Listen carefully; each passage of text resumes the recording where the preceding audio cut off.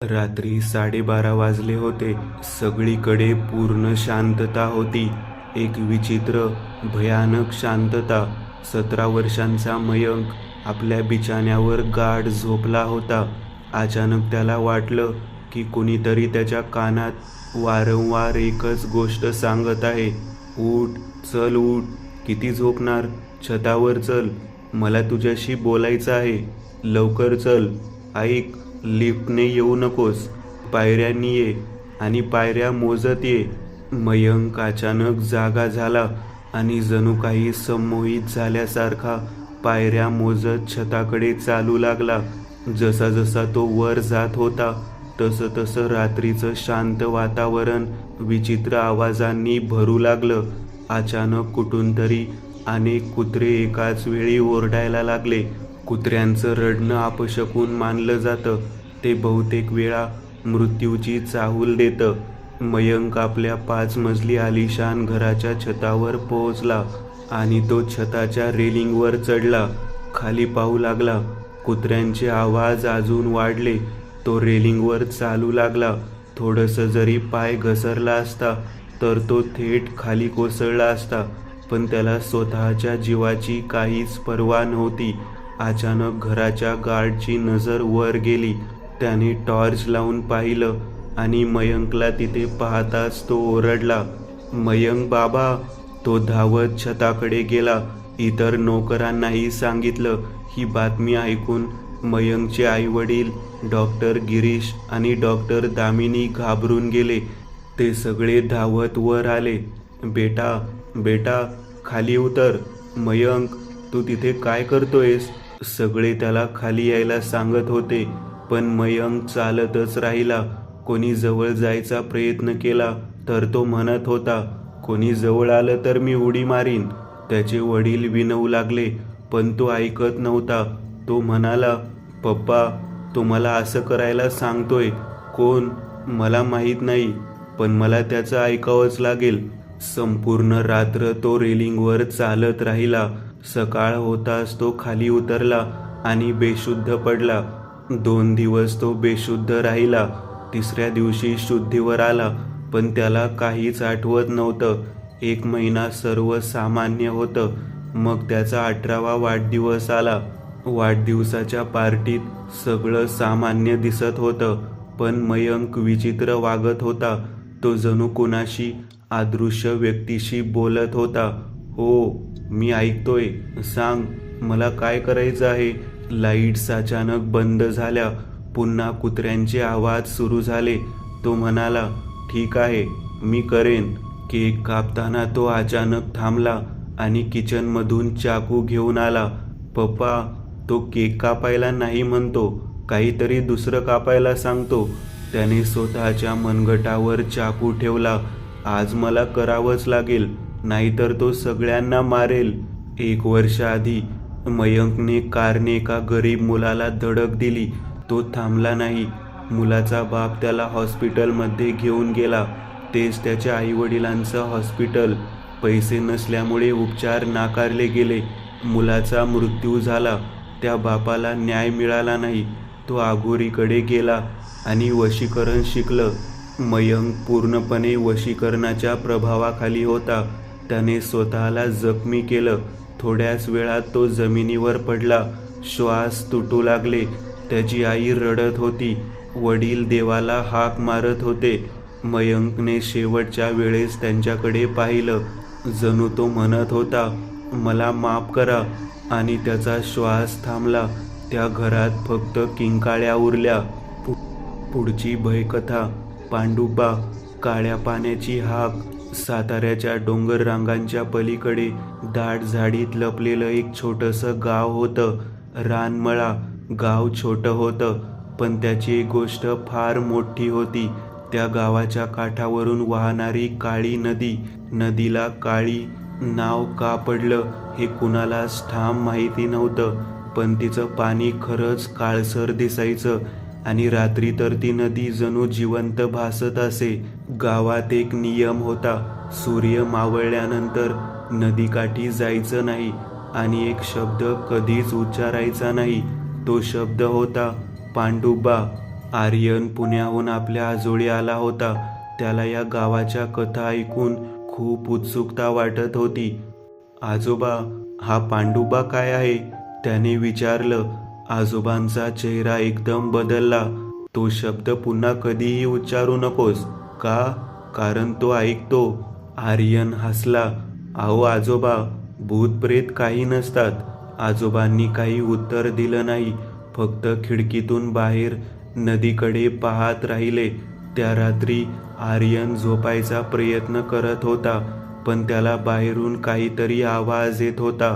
पाण्याचा आवाज, पण नदी गावापासून थोडी दूर होती. आवाज हळूहळू स्पष्ट झाला.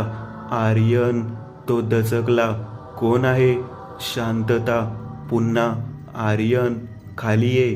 तो खिडकीतून बाहेर पाहतो आणि त्याचं हृदय थांबतं. घराच्या अंगणात पाण्याने भिजलेली एक सावली उभी होती. तिचे केस पाण्यात ओले, डोळे पूर्ण काळे, आणि ती फक्त त्याच्याकडे बघत होती. दुसऱ्या दिवशी आर्यनने गावात चौकशी केली. एक म्हातारा माणूस त्याला भेटला. नामदेव काका, तो म्हणाला. पूर्वी इथे एक पांडुबी होती. इंग्रजांच्या काळात नदीत काहीतरी शोधत होती, पण एके रात्री ती गायब झाली. सगळे लोक म्हणतात त्या पांडुबी सोबत जे काही होतं ते अजूनही नदीत आहे, आणि त्यालाच लोक पांडुबा म्हणतात. आर्यन हसला. म्हणजे गोष्ट सबमरीन? नामदेव काकांनी त्याचा हात घट्ट पकडला. तो जहाज नाही, तो काहीतरी वेगळंच आहे. त्या रात्री आर्यन नदीकाठी गेला. त्याला सत्य पाहायचं होतं. नदी शांत होती, पाणी पूर्ण स्थिर, पण अचानक पाण्याखाली काहीतरी हललं, जणू एखादी मोठी सावली. मग 2 डोळे उघडले, पाण्याखाली, सरळ त्याच्याकडे बघणारे. आर्यन मागे सरकला, पण त्याचे पाय हलत नव्हते, जणू काहीतरी त्याला खाली ओढत होतं. तू आलास. आवाज थेट त्याच्या डोक्यात घुमला. मला वर येऊ दे. आर्यन ओरडला. कोण आहेस तू? उत्तर आलं. मी खाली अडकलेलो आहे खूप वर्षांपासून. मला बाहेर काढ. आर्यन पळत घरी आला. आजोबांनी त्याचा चेहरा पाहिला आणि समजलं. तू नदीकाठी गेला होतास? आर्यन काही बोलला नाही. आजोबा म्हणाले, तो तुला बोलावतोय ना? आर्यन थरथरला. तो म्हणतो, त्याला बाहेर काढ. आजोबांनी हळू आवाजात सांगितलं, जो कोणी त्याला बाहेर काढतो तो स्वतः आत जातो. त्या रात्री संपूर्ण गावात कुत्रे ओरडायला लागले. नदीचं पाणी वाढू लागलं आणि अचानक गावातल्या विहिरीतून पाणी उसळायला लागलं. जणू संपूर्ण पाणी जिवंत झालं होतं. आर्यनच्या घराच्या दरवाजावर ठोका पडला. धड धड. तो दरवाजा उघडतो. कोणीच नाही, पण जमिनीवर पाण्याचे ठसे होते, जे सरळ त्याच्या खोलीत जात होते. आर्यनच्या स्वप्नात तो नदीत उभा होता आणि त्याच्या समोर एक प्रचंड काळी पाणबुडी, पण ती लोखंडाची नव्हती. ती जणू जिवंत होती. तिच्यावर डोळे होते आणि हजारो हात. आतून आवाज आला, मला सोड. मी खूप वर्षांपासून वाट पाहतोय. आर्यन आता वेडा होण्याच्या मार्गावर होता. तो ठरवतो, तो त्या गोष्टीला मुक्त करणार. तो रात्री नदीकाठी जातो. हातात दोरी आणि लोखंडी साखळी. तो पाण्यात उतरतो. थंड, काळं, जड पाणी. आणि अचानक काहीतरी त्याचा पाय पकडतं. गावकऱ्यांनी दुसऱ्या दिवशी पाहिलं. नदी अगदी शांत होती. आर्यन गायब होता. पण त्या दिवसापासून रात्री नदीकाठावर एक नवीन आवाज ऐकू येऊ लागला. कोण आहे? मला बाहेर काढा. आणि गावात आता एक नवीन नियम झाला. पांडुबा हे नाव तर उच्चारायचं नाहीच, पण आता आर्यनचं नावही नाही. आर्यन गायब होऊन 3 दिवस झाले होते. गावात कोणी उघडपणे काही बोलत नव्हतं, पण सगळ्यांच्या चेहऱ्यावर एकच प्रश्न होता, तो परत येणार का? आजोबा मात्र शांत बसले होते.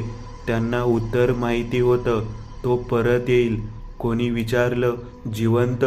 आजोबांनी उत्तर दिलं, नाही. 4थ्या दिवशी सकाळी आर्यनच्या घराच्या अंगणात एक विचित्र वास येऊ लागला. ओलसर कुचका नदीसारखा. आई बाहेर आली. तिने पाहिलं जमिनीवर पाण्याचे ठसे होते जे हळूहळू दाराकडे येत होते. धड दार आपोआप उघडलं आणि तो उभा होता. आर्यन. आई धावत गेली. आर्यन. ती त्याला मिठी मारायला गेली, पण ती थांबली, कारण त्याचं शरीर थंड होतं, त्याचे कपडे ओले होते आणि त्याचे डोळे पूर्ण काळे. एकही पांढरा भाग नाही. तो काही बोलत नव्हता, फक्त घरात चालत होता, जणू तो घर ओळखतच नव्हता. आजोबा त्याच्याकडे पाहत होते. तू कोण आहेस? आर्यन हळूहळू त्यांच्या दिशेने वळला आणि हसला. ते हसू मानवी नव्हतं. त्या रात्री घरात सगळे जागे होते. कोणी झोपायला धजावत नव्हतं. मध्यरात्री आर्यन उठला. तो सरळ विहिरीकडे चालू लागला. आईने विचारलं, कुठे चाललास? तो थांबला नाही, फक्त म्हणाला, खाली, अजून जागा आहे. आजोबा धावत गेले. आर्यन विहिरीच्या काठावर उभा होता. तो आत पाहत होता आणि हसत होता. आजोबा ओरडले, खाली पाहू नकोस. पण उशीर झाला होता. आईनेही आत पाहिलं आणि तिचा श्वास अडकला. विहिरीत पाणी नव्हतं, फक्त काळोख, आणि त्या काळोखात हजारो डोळे. आर्यन हळू आवाजात बोलला, ते सगळे वर यायला तयार आहेत. आजोबा थरथरले. तू काय केलंस? तो म्हणाला, मी फक्त दरवाजा उघडला. त्या दिवसानंतर गावात विचित्र गोष्टी घडू लागल्या. विहिरीचं पाणी काळं झालं. रात्री घरात पाणी साचू लागलं. लोकांना स्वप्नात कुणीतरी पाण्यात ओढत होतं. आणि सर्वात भयानक, काही लोक सकाळी गायब होत होते. एका रात्री आजोबांनी आर्यनचा पाठलाग केला. तो नदीकाठी गेला आणि हळूहळू पाण्यात उतरला, पण तो बुडत नव्हता. पाणी त्याला आत घेत होतं.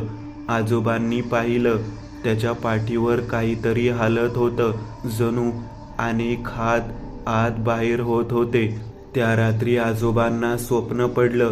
त्यात त्यांनी पाहिलं एक प्रचंड पाणबुडी, पण ती लोखंडाची नव्हती, ती जिवंत होती आणि तिच्या आत शेकडो आत्मे अडकलेले होते.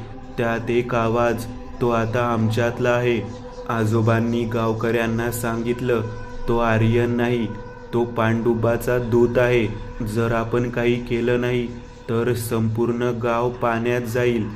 त्या रात्री गावात पाऊस नव्हता, पण सगळीकडे पाणी साचलं होतं. आर्यन गावाच्या मधोमध उभा होता. त्याचे डोळे चमकत होते. तो हळू आवाजात म्हणाला, सगळे तयार आहेत, आज सगळे खाली येणार. आणि अचानक जमिनीखालून पाणी फुटलं. विहिरीतून हात बाहेर आले आणि नदीचा आवाज पूर्ण गावात घुमला. त्या रात्री आकाश पूर्ण स्वच्छ होतं.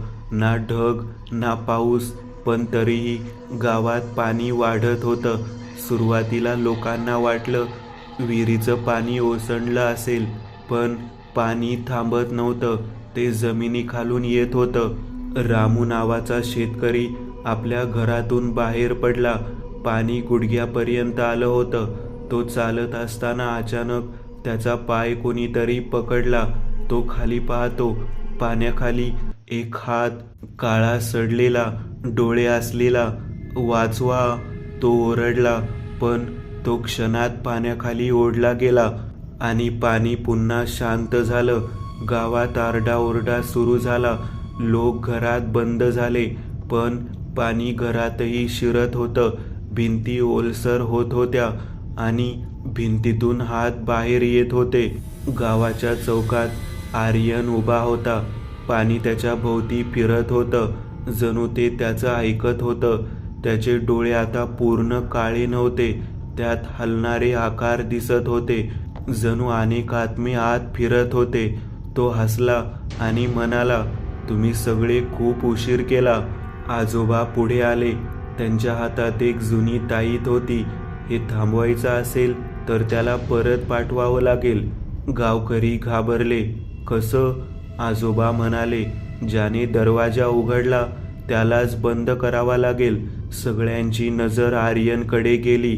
आजोबा आणि काही गावकरी आर्यनला घेऊन नदीकडे निघाले. पाणी आता कमरेपर्यंत आलं होतं. प्रत्येक पावलावर पाण्याखालून काहीतरी हालचाल, कुजबुज, नाव घेणारे आवाज. ते नदीकाठी पोहोचले आणि सगळे थांबले, कारण नदी आता नदी राहिली नव्हती. ती एक प्रचंड काळं भोक वाटत होतं, जणू पृथ्वीचं तोंड उघडलं होतं आणि आत काहीतरी हालत होतं. पाणी अचानक उंच उठलं आणि हळूहळू वर येऊ लागलं.